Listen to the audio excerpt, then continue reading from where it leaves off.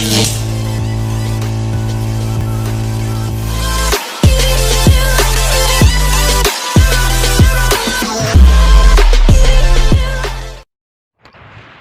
andito kami ngayon sa Parawer guys,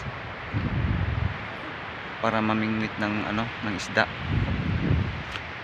Sana biyayaan tayo ni Lord ng maraming huli ngayon, ng mga kasama ko.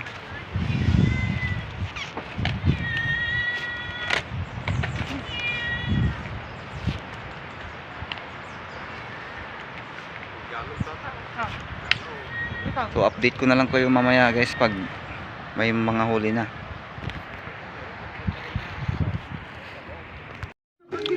So ayun, nakauwi na kami galing sa pamimingwit at ito ang sakto lang din pang ulam.